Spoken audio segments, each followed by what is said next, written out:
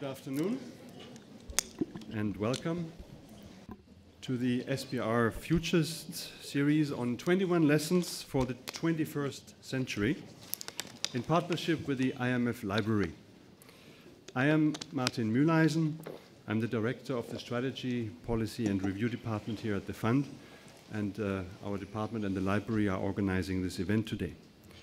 As you know, the Futurist series brings experts from other ways of scientific and academic life to the Fund to spark new ideas and foster diversity of thought. We may hear about certain things for the first time. We may encounter views that clash with our economic minds, but I think we all agree that there is benefit in considering other perspectives. This is also a mission of the IMF Library, which fosters discovery, creation, and knowledge sharing to advance the work of the Fund. With this, we are really delighted to have Professor Yuval Noah Harari with us today. If you visited a bookstore in recent years, you are sure to have encountered one of his two previous books on the history and future of human civilization. Published in 2014, Sapiens, A Brief History of Humankind has become an international bestseller and is published in nearly 40 languages worldwide. In 2016, Professor Harari published Homo Deus, A Brief History of Tomorrow, which met with a similar reception from an enthralled global audience. And his latest book, which carries the same title as our seminar today, has just been launched yesterday. 21 Lessons for the 21st Century. Professor Harari has also written for global newspapers such as the FT, the Times, the Wall Street Journal, the Guardian, and is lecturing around the world on topics explored in his books and articles. And for the sake of academic completeness, he received his PhD from the University of Oxford in 2002 and is currently a lecturer in the Department of History at the Hebrew University of Jerusalem. Some of the themes that have emerged in past Futurist series are the need for lifelong learning, skills training, and the need to focus on what is uniquely human, including by making growth inclusive and provide people with equal opportunities. These themes also appear in Professor Harari's work with a further examination of what it means to be Homo sapiens in today's world. We're looking forward to a very interesting discussion with the Managing Director. And with that, I turn it over to you, Managing Director. Thank you so much, Martin. And, you know, we are superbly lucky today, Professor, because this morning we had the luxury of the Comme Dessus lecture, which was this morning presented by Elvira Nabilyona, who is the central bank governor of Russia. And this afternoon, we have you. So it's really a fantastic day. We talked about monetary policy this morning, and we talk about all sorts of things this afternoon. And that's also the beauty of those lectures sponsored by the Strategy and Policy Review Department of the IMF. It gives everybody a chance to be inspired by broader thinkers than just us. So thank you very much for coming all the way from Israel via wherever you launched yesterday, but New York. New York. So thank you so much for choosing us as you the day after moment. So, you know, when Martin and his colleagues thought of inviting you, it wasn't without creating a bit of a buzz, because in various writings of yours, we seem to understand that the future is not necessarily for economists. The future is more likely to be for poets, for philosophers, for ethical experts, but economists, maybe not, but maybe yes. So you'll have to tell us about that.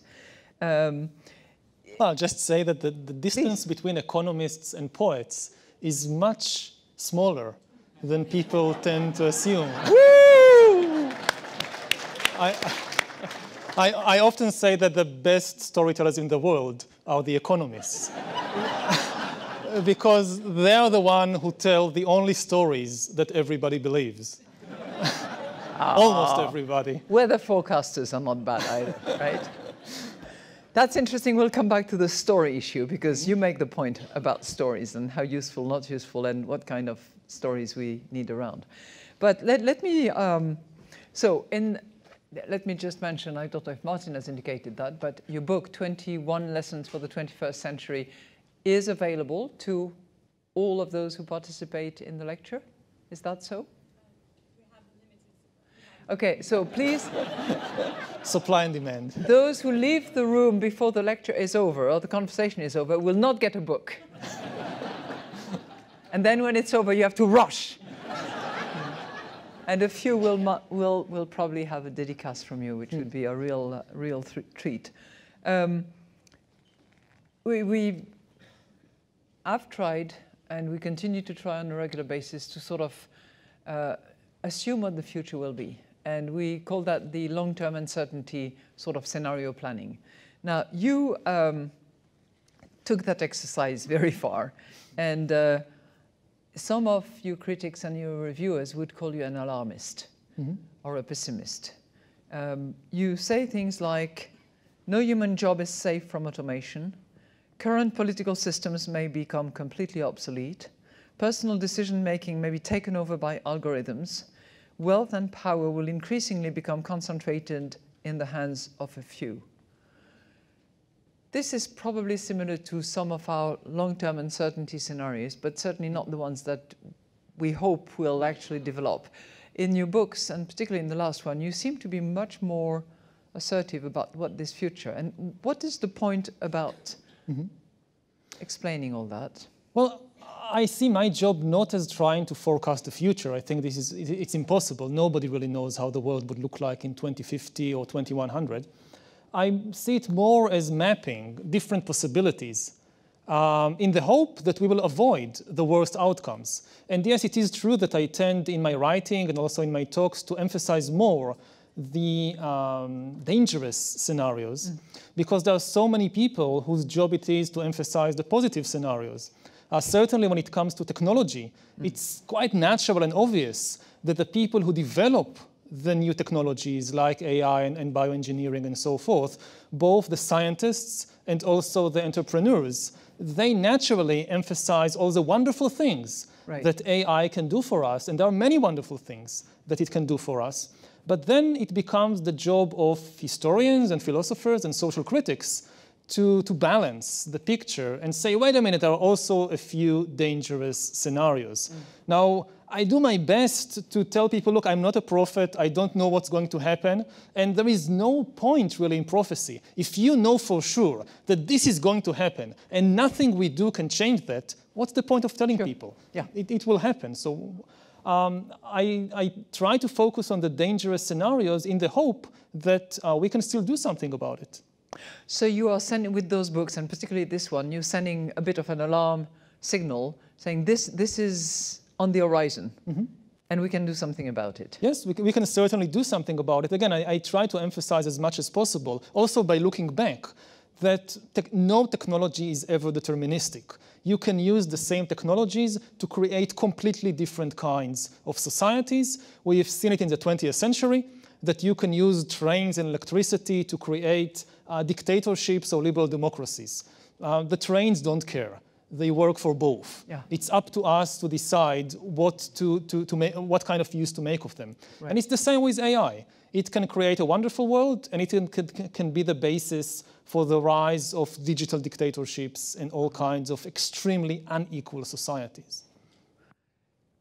You make a point in your book as well that we talk a lot about infotech, and people are concerned about that and focused and explore the consequences of infotech, ITC, and so on and so forth. Your point is that it's not in and of itself the end of it. It's combined with others, such as biotech, which is for the moment a little bit under the radar screen, that there will be massive transformation. Can you explain that a little bit? Yes, I think what we are seeing, and we'll see more and more, is not an infotech revolution, but rather the merger of two revolutions, infotech and biotech. And without the biotech part, AI by itself is not going to transform the world so much. What is going to transform the world is the combination of AI with an increasing understanding of the human body and of the human brain. You could say that the most important fact about living in the 21st century is that we are becoming hackable animals. And you have these two components. The animals come from biology and from biotech, and the hacking comes from infotech and from computers. But for almost any change that people talk about today, you need to take biology into account. Even something like a self-driving car, which you say, what's the connection with biology? Why is biotech relevant to self-driving cars? Well, without biotech, you can't have self-driving cars, because a self-driving car, in order to function in a city full of pedestrians and maybe human drivers and certainly human passengers, it needs to be able to understand human behavior and human emotions. A car which doesn't understand how pedestrians behave, you won't want such a car on the road. But can't you have so many data and so much mining and so much analytical work done on multiple human behavior that you actually don't really need the biotech dimension once you've accumulated all that and can anticipate? But that data you're accumulating about all these humans, it's really about the human animal, how it behaves, and it's not enough just to collect this amorphous data. You need to have models for how humans think. I'll take a very simple example, which is obvious, but I think it makes the point. You need to take into account the difference between how children behave and how adults behave, and the different ways that brains work at age 10 and at age 20. For a self-driving car on the road, it's important to first be able to tell the difference between a child and an adult, to gauge the age of that human being, and to know something about what's the difference in behavior between an 8-year-old, an 18-year-old, and an 80-year-old person. And that's critical, even for something like self-driving car. When you reach the point when you say, okay, I want an AI doctor, I want an AI teacher to replace or augment human doctors and human teachers, there it's obvious that without biotech, you are not going to get very far. Do you think there could be such a thing as an AI doctor? Certainly. I think it will be, it's coming quite soon. It will have immense benefits for humans, and it will also have a lot of dangers. Why would you say it would be beneficial? Because, for example, an AI doctor could, that say monitors, let's take the classical scenarios that people talk about, that you go around 24 hours a day with biometric sensors on or inside your body, and they constantly send information. So you monitored you are monitored. You're monitored all the time. The information goes to an AI doctor, maybe on your smartphone or whatever, which analyzes all this stream of information and monitors your health in a way which no human doctor can even approach. And it can do things like diagnose cancer when it's still just beginning, and it's still very, very easy and cheap and painless to cure it, instead of waiting for a couple of years until it spreads, and one day you wake up and you feel a bit of pain, and you do, it's nothing, and it becomes worse and worse. You go to the doctor, they send you to all kinds of tests, and by the time they find out, maybe it's not too late, but it's certainly going to be a long, painful, expensive process to deal with it. So the promises are enormous. Also, the perils are enormous, and not just to the job market in the healthcare industry. So what happens to all the regular doctors? They lose their job? Depends. They can reinvent themselves and change what they do. Certainly, if most of what you do is just information comes in, you recognize a pattern, and you make a diagnosis, this is something that AI will be much, much better than humans. Nurses, for example, are much safer than these kinds of doctors. Okay. Explain to because if everything you do is just analyze information, you gather information on a patient, and then again you recognize the pattern. Oh, this is the pattern of lung cancer. Or this is the pattern of flu, and this is the best treatment. Then this is the easiest thing to automate. But if you actually need to give an injection to that person, if you actually need to change a bandage or to give a shower, that's much more difficult. I mean, we are going to have AI doctors long before we have AI nurses. I mean, this is a finding that particularly in Japan they are experimenting with the difficulty of inventing that robot which is going to lift patients out of their bed, which is just almost impossible at the moment. Yeah, and unless you have the human beings to actually do it. Exactly, and people often think that no, we are not going to have AI doctors because a good doctor needs to not just diagnose my disease and recommend treatment. The doctor must understand my emotional state, must take care into account my fears, my anger, my depression. This is part of treating me. And people say, oh, an AI will never be able to do that. But this doesn't really make much sense, because at least as far as biology tells us today, anger and fear and depression, they are also biochemical processes, biochemical patterns, just like flu or cancer. If the AI can diagnose flu, it can also diagnose anger. And the fact that it doesn't have any emotions of its own actually makes it in many situations much better, because it has no distractions. And you know, your human doctor, maybe her husband this morning had a fight with her, and she's treating you, but she's still kind of reconstructing the fight from this morning. An AI doctor has no husband. So for the moment. For the moment. So the AI can focus 100% on you. And you know, people go through life wanting somebody to understand me, somebody to understand how I feel. People are obsessed with it. I want my mother to understand me. I want my husband to understand me. I want my president to understand me. And you know, when two humans meet, it becomes a contest of I want you to understand me and you want me to understand you. And very often we miss each other. So it blurs the judgment. But with an AI, the AI doesn't want you to understand it. It is 100% focused on you. And it reacts, if it reaches a sufficient level of sophistication, it can react in the perfect way to your personality type, to your current mood. Actually, the danger, I think, is that people will become so used to computers that are so empathic, that really understand me so deeply, that really care about my tiniest nuance of emotion, that humans will not be able to compete. We will become intolerable to all these humans who don't understand us the way that the computers understand us. The few books that have been, novels at least, that have been written on that page. You suggest in your book that there should be basic universal support, not basic universal income, which is some topics that we've studied particularly last year in the Fiscal Affairs Department. Do you think that's the future for doctors? I'm not sure. I don't know. Will it be? No, it's more seriously. No, because jobs will be affected, because the combination of infotech and biotech is going to outroot many of the skill sets that are currently displayed by human beings. Those human beings are going to have to reinvent themselves, as you said. That has a cost, and they will need some kind of income or support. First of all, what difference do you make between income and support? Is support more than income?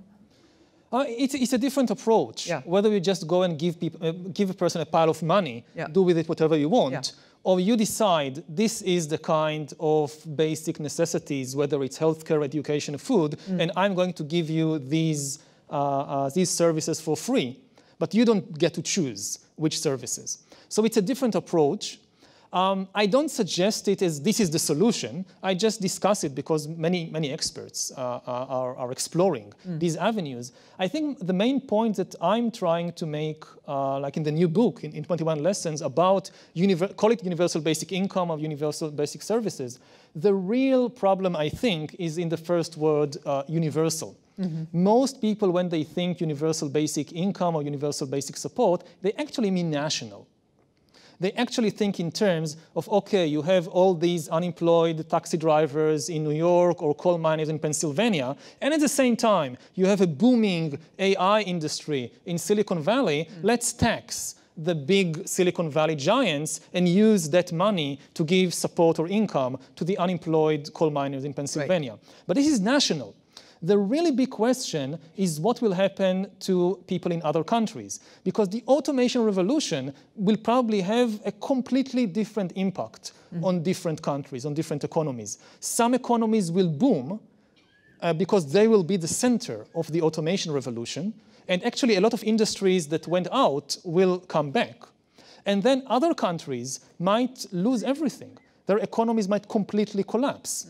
So the question is not whether you tax companies in California to pay basic support for people in Pennsylvania, but whether you tax companies in California to give basic support to people in Bangladesh or Honduras. That's the real challenge. And we need to think, if we are going to think in terms of universal basic income, we need to seriously understand what the word universal means. It doesn't mean national. But that requires a complete change of governance or paradigm or whatever you want to call it, because that universal support service or income, whatever you call it, will require a universal taxation mechanism and reallocation based on empirical evidence of who is suffering, who is benefiting, and how you want to sort of reallocate value in order to avoid chaos. Yeah, I mean, again, I think it's going to be extremely difficult. I'm just making this comment because you do hear a lot today about universal basic income or universal basic support as the solution to if we don't manage the automation revolution very well.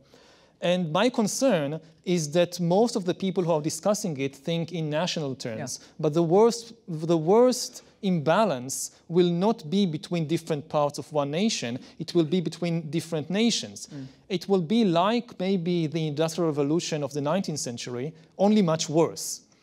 That in the Industrial Revolution... Can you develop that? Yeah, in the 19th century, you had a very small number of countries leading the Industrial Revolution and getting, at least for a couple of generations, most of the benefits and really dominating and exploiting much of the rest of the world. And most countries... colonialism and all of that. And most countries remained far behind. And the same thing may happen again with the AI revolution. And you have today some countries which are at the forefront of the automation revolution. And many countries say basically, well, we have much more urgent business than worrying about this. But this is like, you know, you live in 1840, somewhere in South America or South Asia. And you hear that in Britain, they have these things like steamships and railroads. And you say, oh, I have so many more urgent things to worry about than these steamships and railroads. 30 years later, you're a British colony. And this is the situation we are here now. The main difference is that in the 19th century and in the 20th century, the big threat, if you were left behind, the biggest threat you faced was exploitation. They will conquer you and exploit you. In the 21st century, there is actually a worse fate, potentially a worse fate awaiting you. You will not be exploited. You will simply become irrelevant. And being irrelevant in many ways is much worse than being exploited. When you're exploited, at least they need you. When you're irrelevant, that's much more difficult to struggle against. That takes us to the data, doesn't it? Yeah, that takes us in the direction of discussing what's happening to the data. Yeah, what's happening to the... And I think you say in your book that who owns the data owns the future.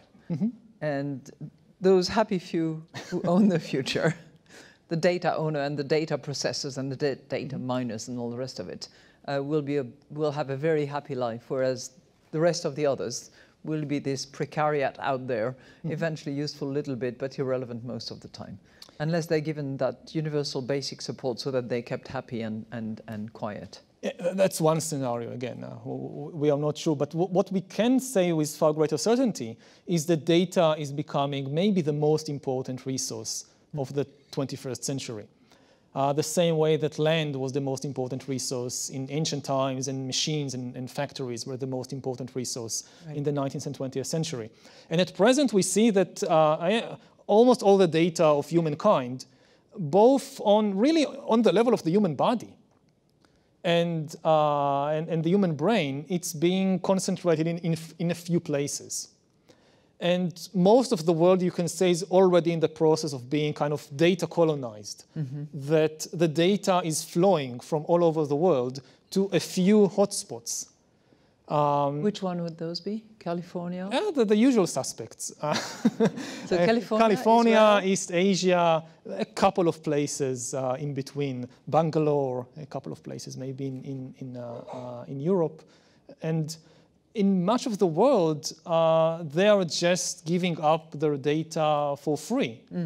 Or maybe in exchange for funny cat videos. I'm not sure if this is like completely free. Google would argue with you vehemently that it's not for free and you're getting a lot of services for free. Therefore, that's a consideration for access to your data. Yeah, the question is whether you get a fair, what is a fair price is one of the biggest questions in economics ever, and we are not going to settle it here. But there is a huge suspicion that what you're giving up it may be worth far, far more in the long run than what you're getting in exchange. So it's done voluntarily in most places, in most countries. But this is also largely because people don't realize the importance of what they are giving. And one of the problems is I don't have this is the solution. Okay, let's have government regulation of data, let's nationalize the data. Nobody really the Europeans are trying to do that with GDPR. Not dealing with the property of data, but at least dealing with the more philosophical question about who owns it, who has privacy, who has the right to either give it away or retain it. There are many plans and models today for how to do it. What we lack is experience. What history teaches us is that trying to regulate something like that is going to be quite complicated and mistakes will be made. And we are not sure what is the best way to do it. And when you try to regulate the ownership of land, you have thousands of years of experience going back to ancient Mesopotamia and the ancient Chinese civilization, and you can learn. And you have a couple of centuries experience in regulating the ownership of machines and factories and all that. But we have very little experience in regulating the ownership of data. So yes, the debate is starting. All kinds of experiments like what is being now done in Europe. This is beginning. But we are working with a much, much shorter time frame than before. We can't go back to the past. There is almost no record of something like that. And we need to do it very quickly because the development of this technology is going at an accelerating rate. And if we or some of us get it wrong, we may not get a second chance to try again a different tack. If you are left behind in the AI arms race, then maybe you never get a second chance. That's not very reassuring. Now, I'm just turning to my excellent organizers. There is a time when I have to turn over the floor to the audience. It's not just now, but I simply want to warn you so that if you have questions, if you are curious about a particular area, you should prepare, because I'm going to turn the floor over to you in about 10 minutes. But for the moment, I still have a few questions on my mind. You talked about the economists being poets. I would challenge you on that, but some of us have to read a lot of material, and I'm not sure that it sounds like poetry most of the time. But you say that economists write great stories that many people believe. I would challenge that too, by the way, because that many people believe them, or that. Well, I remember days when we were trying to tell a story in the UK before the Brexit vote was out, and somebody told a better story. I think you're right. I think you're right. I think you're right. Which raises the issue of the truth. Can you write a good story because it's a good story, irrespective of the facts? Yes. Or yes, you do. Oh, definitely. If there is one thing... Even though it's a lie? Yes. Some of the best stories in the world are not true. Starting with Harry Potter and going all the way to books which maybe I won't mention in order not to offend anybody's emotions. But you take the view that religion or religious stories are just stories, and they are narratives that help people along, but they're just stories. Yeah, I mean, I think that you need to differentiate between saying that a story is not true and saying that a story is harmful or not effective. To get a lot of people to cooperate, you need to convince them to believe in a shared story. Now, sometimes the story can be completely fictional, and it still works. And it starts with things like, I don't know, playing games, like playing football. If you want to get 22 people to play football, you need for all of them to agree on a common story for what football is, what are the rules, what are the goals, what is allowed, what is not allowed. And there is nothing wrong with it. Everybody knows that we invented the rules. It's completely fictional. It's not the laws of physics or the laws of biology that mandate these rules. And as long as it goes, it's fine until somebody forgets that this is just a story we invented. And you have a football hooligan starting to beat or kill somebody because of a football game. And then you have to remind that person, look, it's just a story we invented. Don't take it so seriously. Now, this goes all the way to things like money, which they don't have any objective value. They are not based on the laws of physics or of biology. It's no coincidence that we are the only animals that have money. Chimpanzees don't have money. I mean, chimpanzees can trade, they can barter. Like, I give you a coconut, you give me a banana. This works with chimpanzees. Barter works, yeah. But they will be unwilling to part with a banana in exchange for a green piece of paper or in exchange for electronic data on computers. I mean, most of the money today in the world, as you know much better than me, is just electronic data in computers. It's not the dollar bills and so forth. And as I said in the beginning, this is the best story or most convincing story ever told because it's almost the only story that everybody believes. I mean, not everybody believes in God or the same God. Not everybody believes in human rights. Not everybody believes in nationalism. But almost everybody believes in money and in the same kind of money, even though it has no objective value. Even if you think about somebody like the Islamic State, when they captured Mosul and Raqqa, they destroyed museums and they toppled down statues and then they killed people, but they didn't touch the money.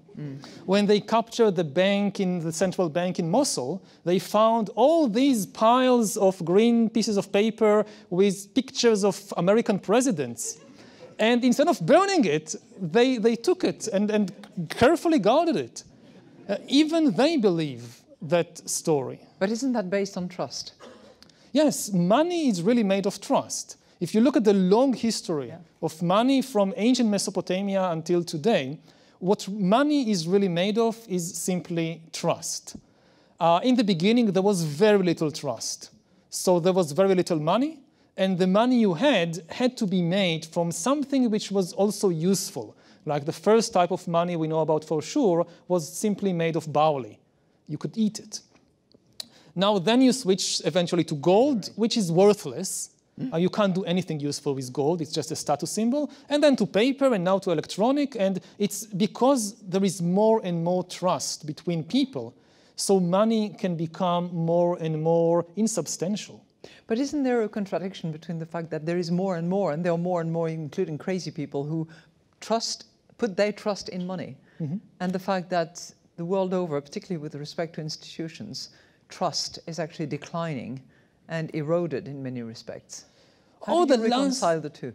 Over the last few years, yes. But if you compare the amount of trust that people today have in even global institutions, let's put aside national institutions, to the amount of trust people had in global institutions a century ago or 1,000 years ago, it's incomparable. There is so much trust still in the world today. We spoke earlier about football.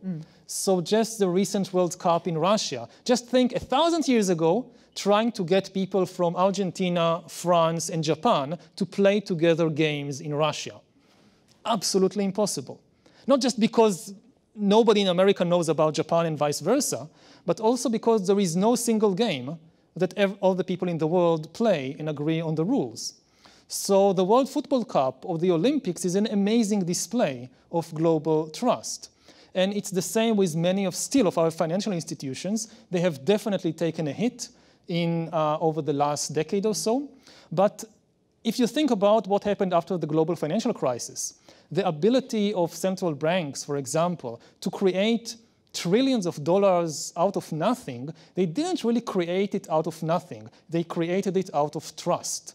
there was enough trust in the system that people were willing to go on using the dollars and the euros and the yens, even when they heard about this ex nihilo creation of trillions of new dollars. They were willing to use them because they still had enough trust in the financial institutions and in the governments. This trust is eroding, but we still need to remember, like somebody just told me, that we've taken 1,000 steps forward in terms of global trust over the last millennia, and now we've taken 5 steps back. But we are still 995 steps ahead of where we were. So we are not in at an 1018. inflection point. Not yet. We could reach that point. I mean, things can go downhill very, very quickly with humans. But we are still quite near the top of the mountain, at least compared to any previous time in history. All right, turning over to your questions and those who are puzzled, curious, please take the floor. There are mics all over the place, I think, and you should just raise your hands. Okay, yes. You two. Okay. Yeah, the two of you, go ahead. All right. Yeah. So you know what? You stand up and you say your name. And will do. My name is Sai Chinnaswamy. I'm with the library. So welcome to the IMF. Thank you. The question I had was, in your book you talk about mindfulness, and I haven't read the book yet, but I looked at Bill Gates' book review, which was day before yesterday. I'm sure you looked at it. Yes. Right? So he says it all boils down to being mindful and meditation.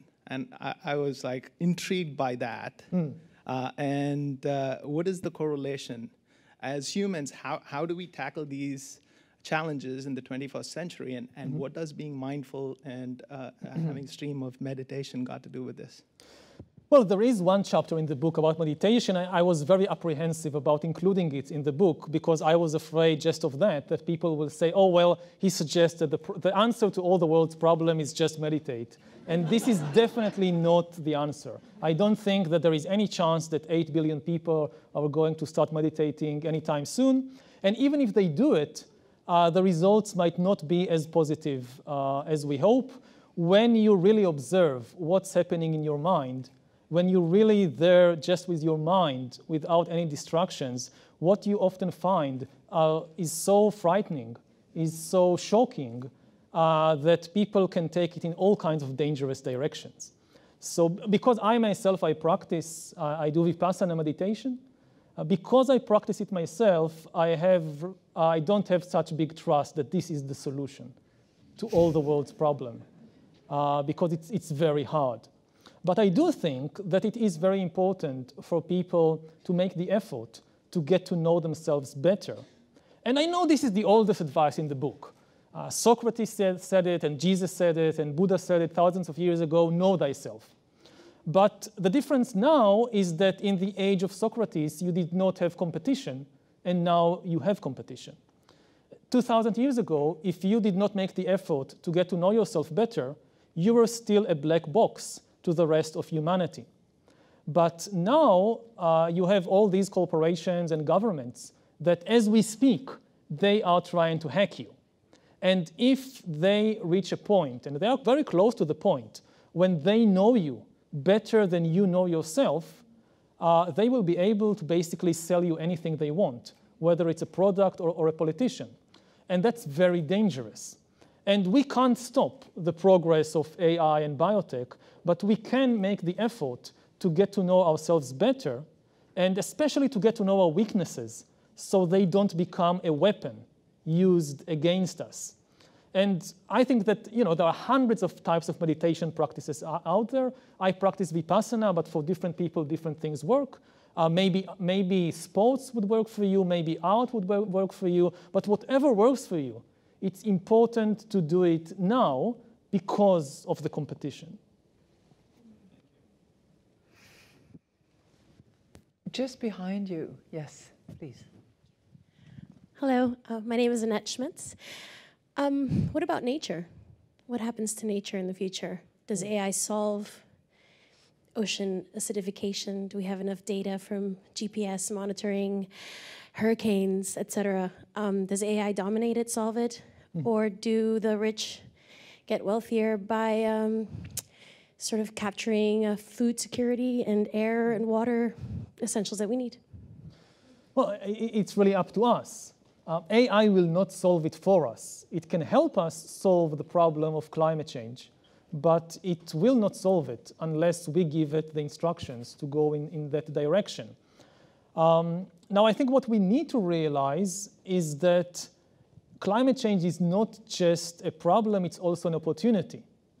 I don't think that we can prevent climate change just by telling people to stop progress, stop economic growth, because economic growth, again, as you probably know better than me, is now the #1 value in the world. Countries can call themselves communist or capitalists, Jewish or Hindu or Muslim or secular, democratic or authoritarian, doesn't matter. The #1 value is actually economic growth. And if you say to people to stop climate change, you need to stop economic growth, it is unlikely to succeed. But what we need to realize is that there are a lot of opportunities for economic growth and for improvement in the condition of humanity in developing new eco-friendly technologies. So I will just give one example, and not from the field of AI, but from the field of biotech. One of the main causes of climate change and of pollution in general is the meat and dairy industry, which in addition inflicts terrible suffering on billions of sentient beings. And there are opportunities, for example, to develop what is known as clean meat, which is you want a steak, don't raise a cow and slaughter the cow to get a steak, just grow a steak from cells. It may sound like science fiction to some people, but it's already happening. 5 years ago, the first clean meat hamburger was produced, and it cost about $300,000. Last year, it was down to $11. And if we continue to invest in this kind of technology, in a couple of years, we can have meat which is much more ecological, much more economic, and also much more ethical. So this Is it as good? I haven't tasted it, but it should be even better because you don't need so much antibiotics, and you can decide exactly the level of fat and the level of the different chemicals and components in a way that you cannot do when you raise cows and chickens. So this is just one example for how we need to think about the war against climate change, not just as net cost, but also as many opportunities. Yes, please. My name is Alberto Behar, and I work as part of the team on long-term trends and uncertainties. And your work resonates with us because part of what we try to do is challenge assumptions or surface them, and especially the notion that they will persist into the future. And of course, what your books do that I think is very powerful is take these supposedly irrevocable truths and demonstrate them as stories or fictions, or perhaps as we economists might call them, institutions. So you've been quite nice to us so far. I'm inviting you to be a bit harder on us and choose a fiction, perhaps the economic growth one or something else, that you think might challenge or might change in the coming decades. An economic fiction, preferably. Oh, See, we like to self-inflict a few. yes, that's a big challenge. Well, I would say that the biggest story of all out there, as I just said, is economic growth. And I do think there is a lot of reason to doubt this idea that the #1 value of countries and of societies should be economic growth. But I think it's unlikely that we will be able to change the story quickly enough. We need to work with that story, not against it. Maybe I'm wrong. Maybe it is possible to make people realize that you can make people's lives better, not necessarily by providing more stuff. But it's going to be a very hard sell. So yeah, we can definitely make that effort. Similarly, one other important stories concern, as we mentioned earlier, money and the nature of money. And there are many attempts to create new kinds of money today.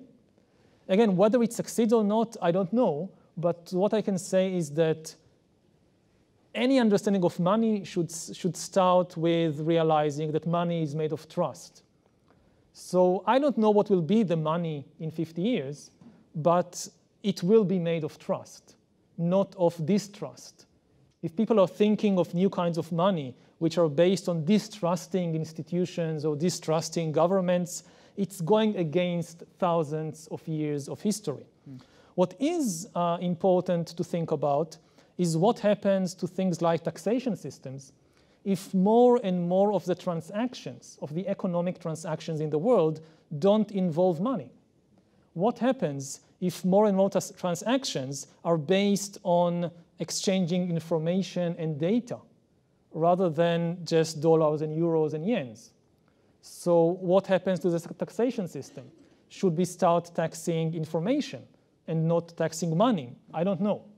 But I do think we need to take seriously the possibility that the nature of money is going to change quite dramatically in the coming 50 years or so. Interesting. How, You have a okay. question. You have to raise your hand really. You're over there. Okay, you have Yeah. the mic, so very quickly, and then we move over to Very you because quickly. I promised you the floor. All right, so my question is about, you mentioned trust and you mentioned ownership of data, and that will change how things move. Do you think that DLT or blockchain technology has any role to play in how that works? Because at core, what it has is that it gives actually a certain potential around that I can own my own data and I could sell or exchange or do anything with it as I wish, because the technology allows for it. The same of the redefinition of trust or the provider of trust, right? It could be currently, it could be the public, the government, but it gives a different shape to how the trust can take due to this new technology. The new technology is DLT, distributed ledger yeah, technology, which DLT also known and as blockchain. Yeah. Yeah, I'm definitely not an expert on blockchain, but a lot of people say that this can be the basis for creating a new system of trust and a new system for ownership of data. Maybe, I just don't know. But it is certainly the case that the old systems of trust and of ownership will have to adapt radically to the new realities of the 21st century. It's a very different thing, ownership of data and ownership of land. We know what is Ownership of what? Of land. We have thousands of years of experience what it means to own a field. I build a fence around it, there is a gate, I stand at the gate, I tell who can come in and who can go out. That's very clear to us. But what does it mean that I own my medical data? There could be so many copies out there that I don't even know, and so much research done on that basis. Now we are developing the technology to do research on medical data while the data remains anonymous and while the data remains under my ownership, and even in a way that can give me a stake in the results of the research. So if the results of the research are monetized, I could get a small share because I was one of the million people whose data was used in order to develop this new drug. So this is a very promising direction, but we have very little experience with that. And one of the other difficulties is that it's completely counterintuitive to most people. Humans have this very clear understanding today of what it means to own real estate. And even chimpanzees have a very clear understanding of what it means to own a banana. There are rules of ownership, even in chimpanzee societies. Not always respected, but that's true of human societies also. We don't have, certainly the average person doesn't have a clear concept of what ownership of data means. And one of the great difficulties, and here I come back to this connection between economists and poets, for this to work, it should be clearly understood by the average person. And one of the worrisome developments, I think, today in the world is that if you think out of almost 8 billion people in the world, how many really understand how the financial system works? Oh, very few. Very few, and this is a very worrying. In this room. and this is very worrying, especially if you think that maybe in 20 years the number will be 0.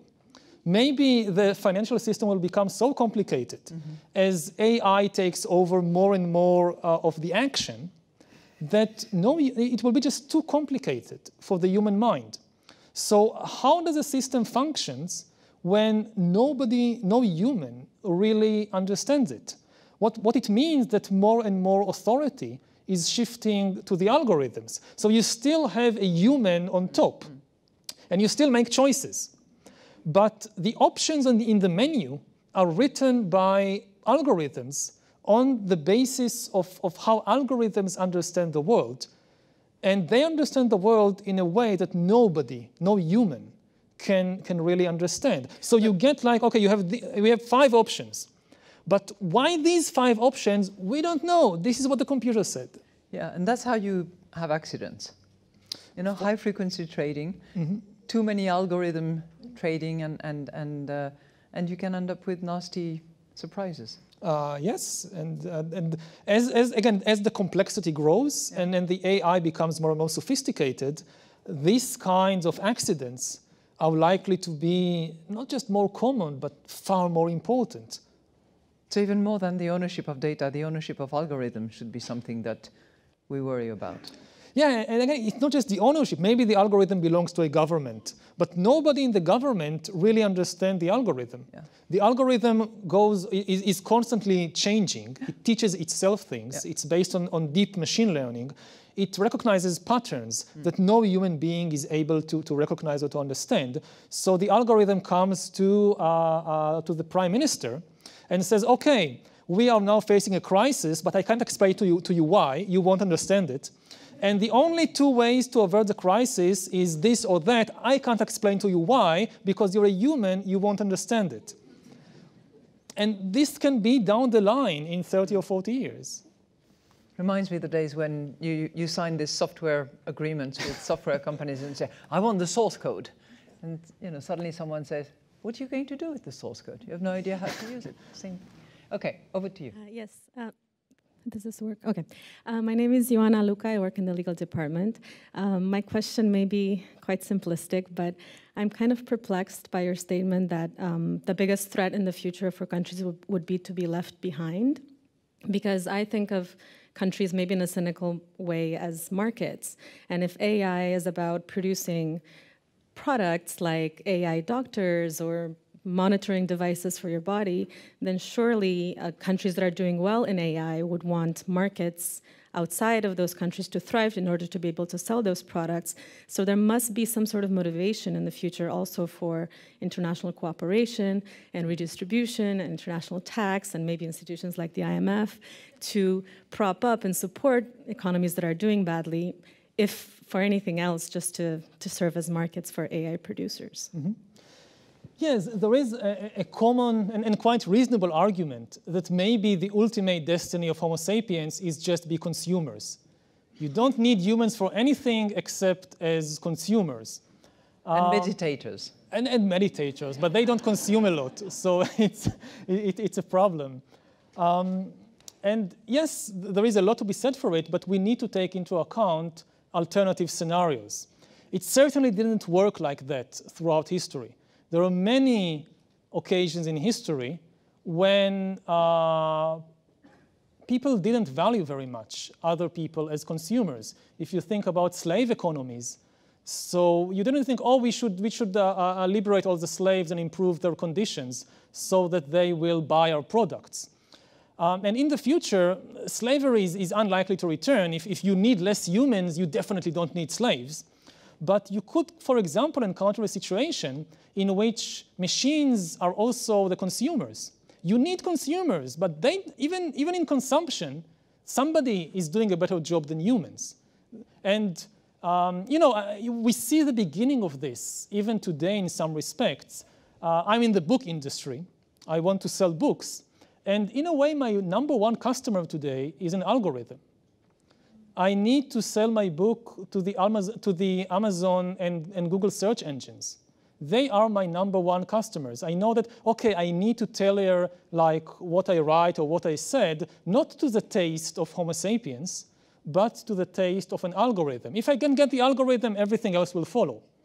In a more extreme situation, you can even have it's very, very simplistic version, but just to give the gist of the argument. You could have an entire economy flourishing without humans in the loop.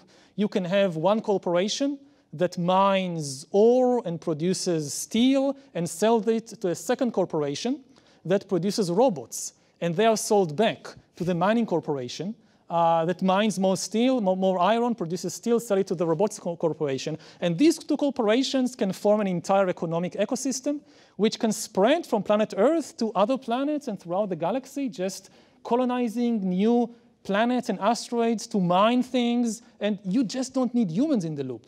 So this is, of course, a very simplistic science fiction scenario, but it alerts us to the fact that it's not a law of nature that you always need humans even as consumers, or all the humans as consumers. There could be potentially other consumers out there. Now the question arises, but what's the point?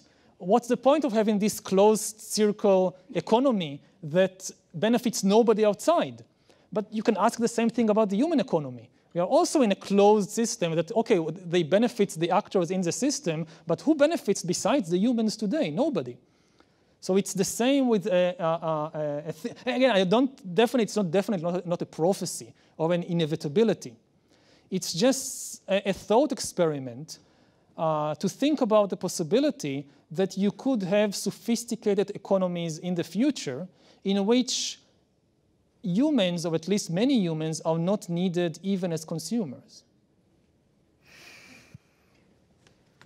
I hope you have a really upbeat question, because this is the last one, and we want to end up on a positive note. Thank you, Professor. My name is Harry Zhao Peng. I'm from SPR here. SPR stands for Strategy Policy Review. It's one of the departments. Thank you. So we are in an age whereby globalization is facing protectionism. And I remembered in your first book you mentioned that nations, like religions, are all stories. So I just want to ask you, what's your view, let's say 20 years from now? Mm-hmm. Do you think we're going to see more or less nations in the world? If you can. More or less what? Nations. Nations. Well, I don't really know.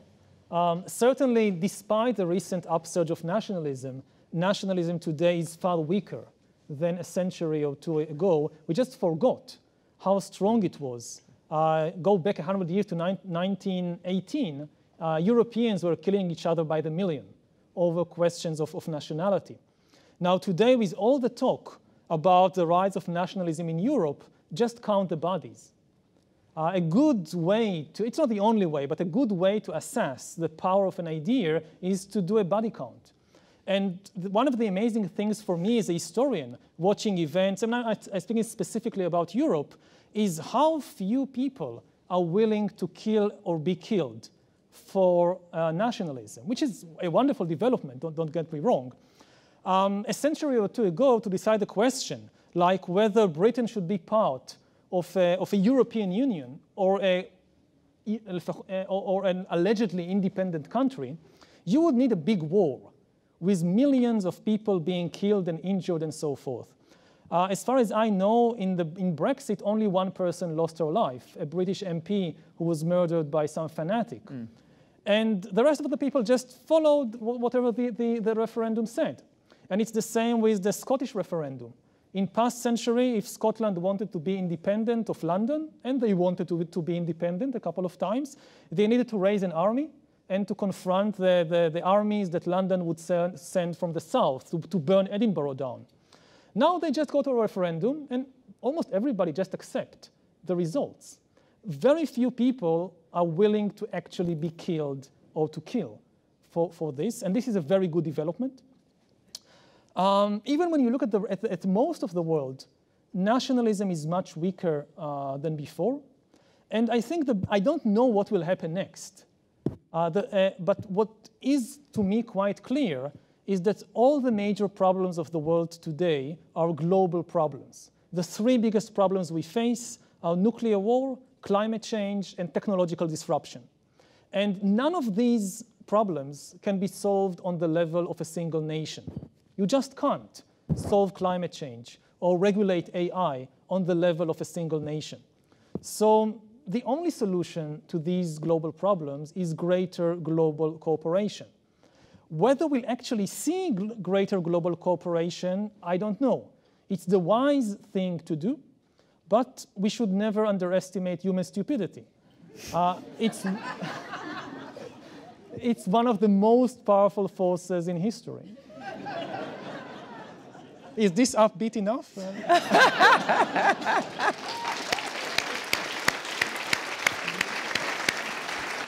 You were terrific. Thank you.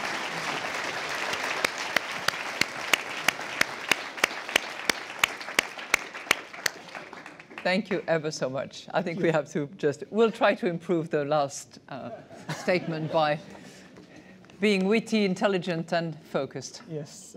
And meditating. Thank you.